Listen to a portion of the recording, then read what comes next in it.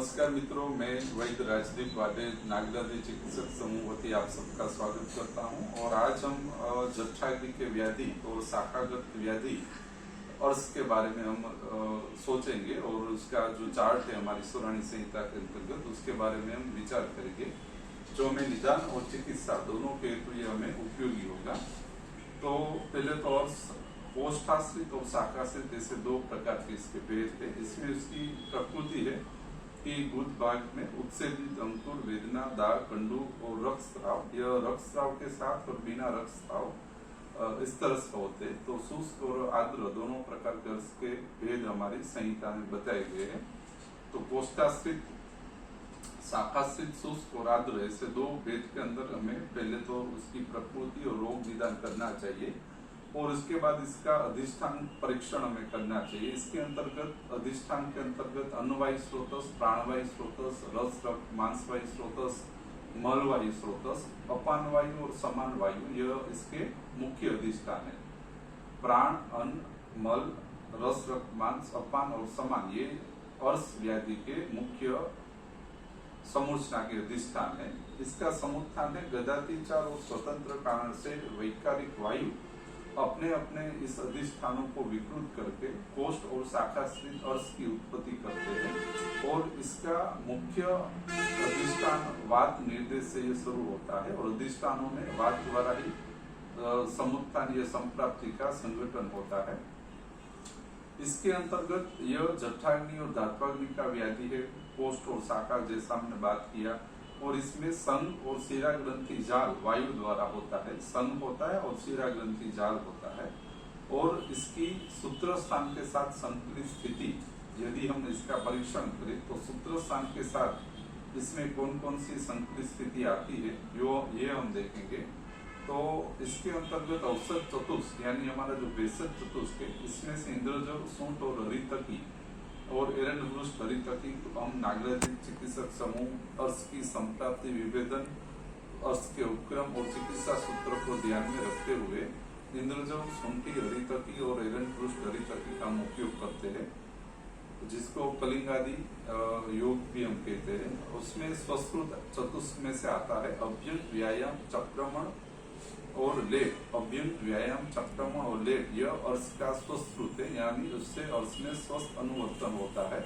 अभ्यंग, व्यायाम, चक्रमण और लेप निर्देश में आता है, इसमें वात निर्देश आता है। कल्पना में स्नेह, स्वेद, वमन और विरेचन अनुक्रम से करवाना है। स्नेह, स्वेद, वमन, विरेचन निर्देश में वात, कल्पना में स्नेह, स्वेद, वमन, विरेचन। रोग में अर्श रोग, योजना में संतर्पण अवतर्पणी योजना इसमें आती है, यानी कि संतर्पण स्थिति से उत्पन्न हुआ हो तो अवतर्पण करवाना है और अवतर्पण स्थिति से उत्पन्न हुआ हो तो संतर्पण करवाना है। इसमें अन्नपान यानी कि यह जो अन्नपान अर्श में लागू होगा उसमें आता है तक्र, मुद, जौ और चावल, हल्दी, प्याज का कचुम्बर और मक्खन, यानी कि छाछ, मध, जौ, हळदर, डूंगरी, कचुम्बर और मक्खन का उपयोग हम करते हैं, जो संहिता में दिखाया गया है कि जिससे उसके अंतर्गत समुतत्व भेद होता है। द्रव्य संग्रह में रक्त, हृदय, बस्ती और गुद, यानी कि स्तरक संहिता सूत्र स्थान के द्रव्य संग्रह में से उसके साथ रक्त, हृदय, बस्ती और गुद जुड़ता है या उसके प्राणायतन इसमें बिगड़ते हैं। इसका निदान परिवर्जन है अभ्यंग, व्यायाम, चक्रमण, उद्वत, लेप, छाछ, मक्खन, मग, जौ, चावल, डूंगरी, हल्दी और मक्खन, ये इसका निदान परिवर्जन है।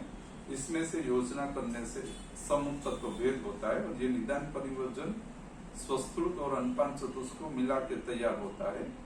उपक्रम अर्श के दोषों को तोड़ने के लिए और जलाने के लिए लंघन, स्वेदन और विरेचन का उपयोग होता है। लंघन, स्वेदन और विरेचन हमें देना चाहिए।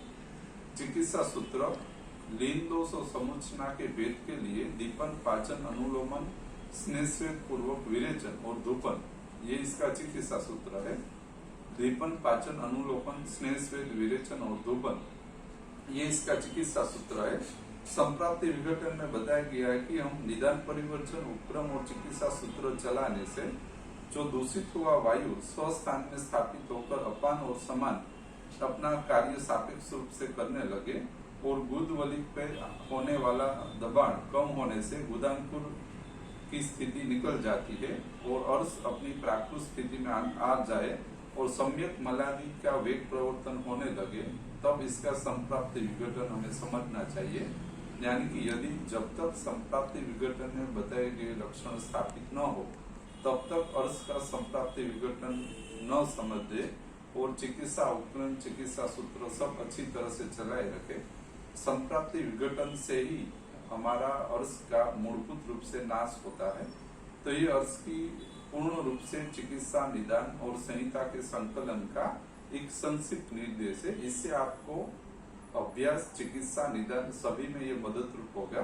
तो ये अर्श का हमने संक्षिप्त चिकित्सा निर्देश आपको बताया। Thank you. ये आपको बहुत ही आभारी होगा।